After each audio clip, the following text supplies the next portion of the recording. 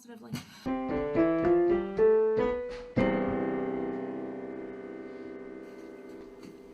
Hey guys, welcome to Organized ADHD Chaos.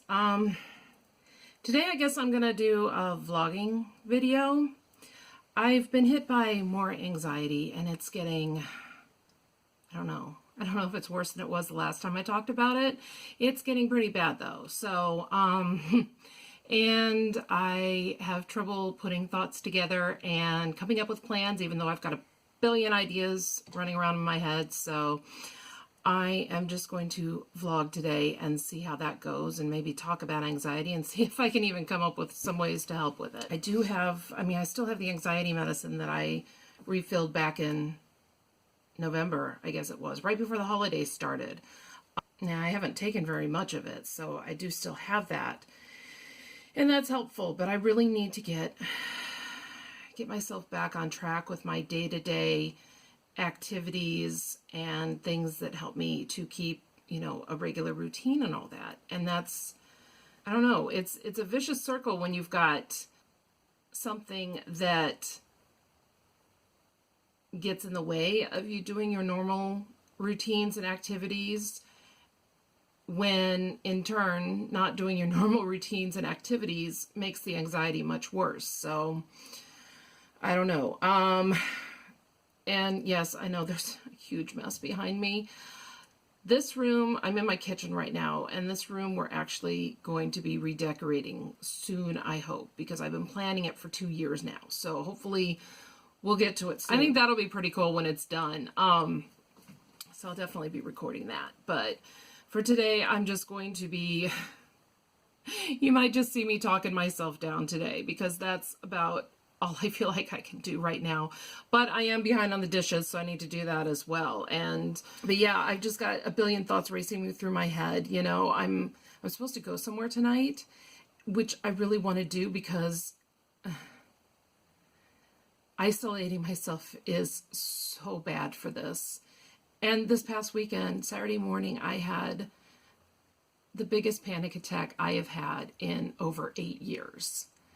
And pretty much was done for the day. And unfortunately, I also had not gotten much sleep the night before. For some reason, I woke up at 5:30 that morning and didn't need to be up that early, but couldn't go back to sleep. So I had that going on, and so I was exhausted already. Then I had the panic attack, which made me more tired, and took the medicine, which made me more tired. So I wound up sleeping for 3 or 4 hours that afternoon. And then one of my children came down with a bug. And so I was self-isolated on Saturday, and then had a sick child on Sunday. And then on Monday, my other one came down with it. And so that was 3 days of not leaving the house. At least I don't think I did. Maybe I did. I don't know. But for the most part, maybe I ran to the store or something. But for the most part, that was 3 days of not leaving my house. So that's not so good. And, so I really want to go tonight. If I don't talk myself out of it. Of course, all these other thoughts are going through my head because I do have the social anxiety. So I was worried, okay, I'm going to go there and I'm going to make an idiot out of myself, or, people are going to be thinking this about me. And, I know the whole world isn't, thinking about me and what I'm doing. From a logical standpoint, I understand that. I think most people aren't quite as worried about what other people are doing as you think. But on an, internal, this is how I feel, I panic about it. And then I'm thinking, oh, like this morning, I'm wearing too much makeup. People are going to think I'm ridiculous because I wound up putting on too much makeup. But in order to remedy that, I would have to take it off and either start over again or not wear any. And not that it's a big deal not to wear any. I actually just started wearing it not too long ago and went for a very long time without wearing any. But today, of course, I'm like, oh, no, I put too much on. It's all wrong. So there's that. But another thing I know people are, it's not like anybody's going to be, pointing and laughing like, look at you. You look like an idiot. Because most people stop doing that by the time they're out of junior high or at least high school. But in my mind, they're thinking it on the inside and just not saying anything because they're too polite.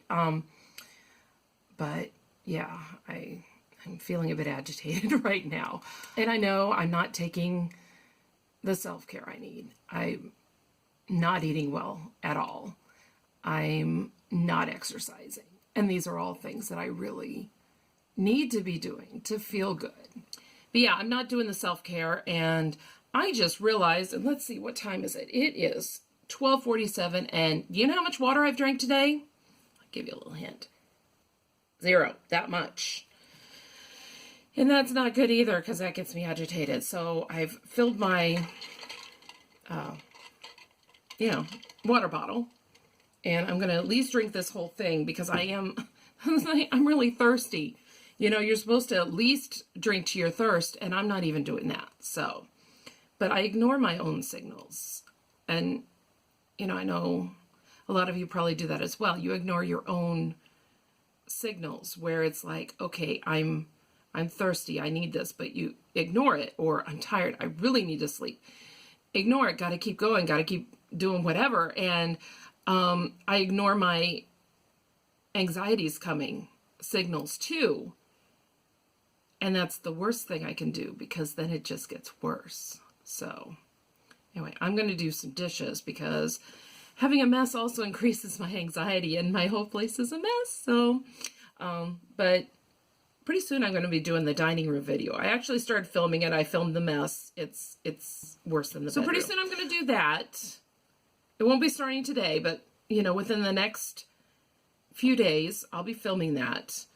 And, getting that cleaned up will help too. But it'll take a while to film that, because it's bad.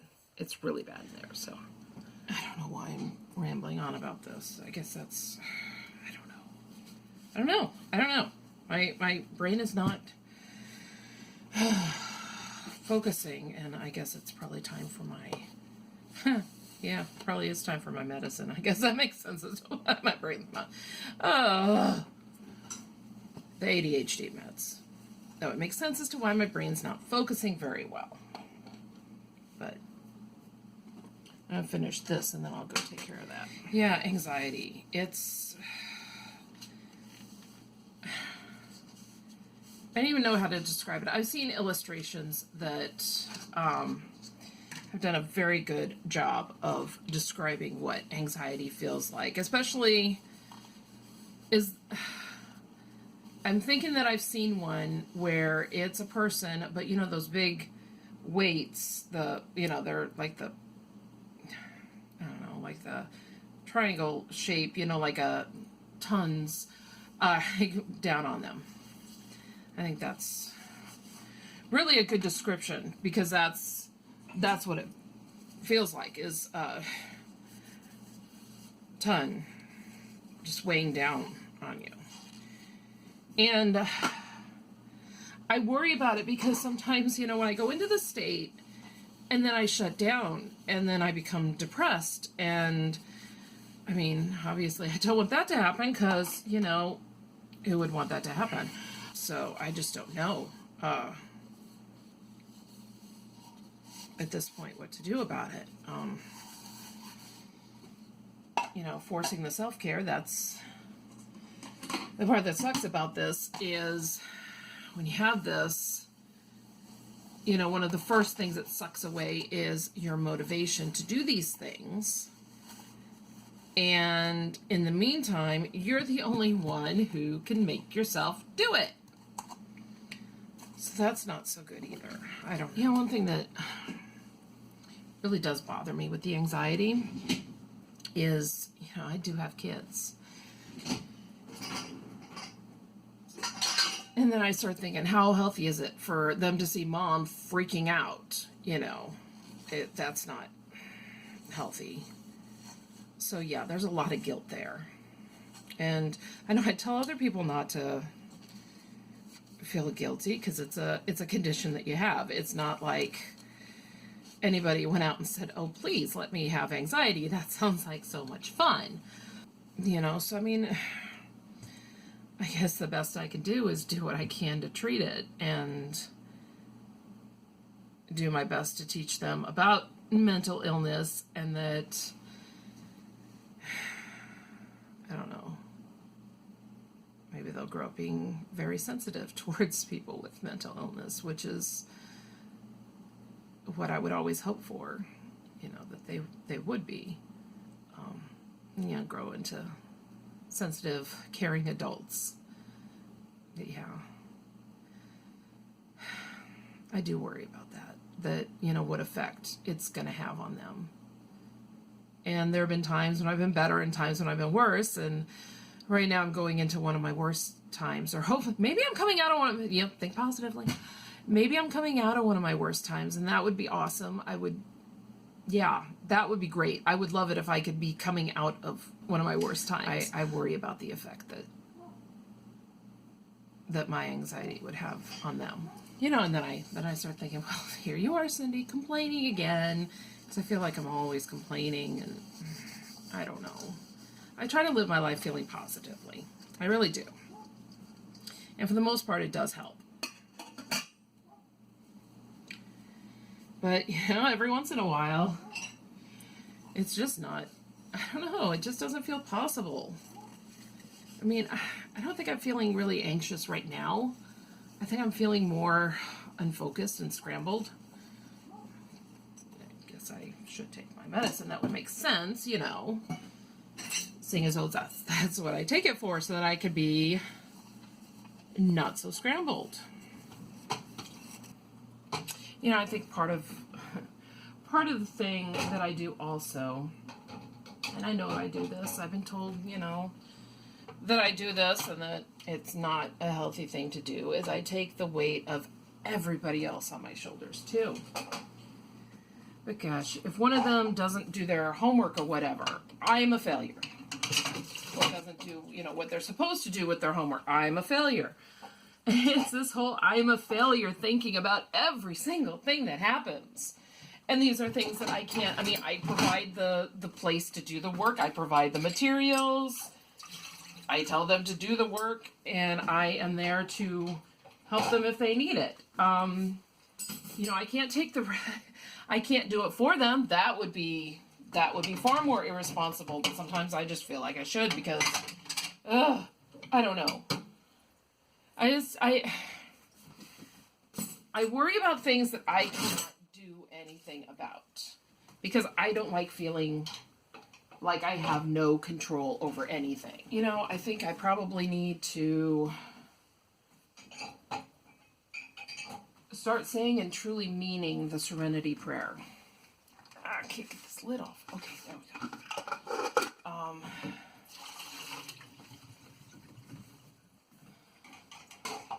Because the whole, changing things I can control. Let's see. I don't remember what you're supposed to do with the things you cannot control. But whatever it is, it's something I need to be doing. And then I need to change the things I can. And I need to learn the difference. Because that's something I have trouble with. Accept the things I cannot control. That's what it is. Accept the things I cannot control. Or in my case, accept that I cannot control certain things. That's what it is. Accept. Accept. I'm not good at accepting. That's not something that I'm good at. I know it's something that I need to learn to do, because whatever I'm doing now ain't working.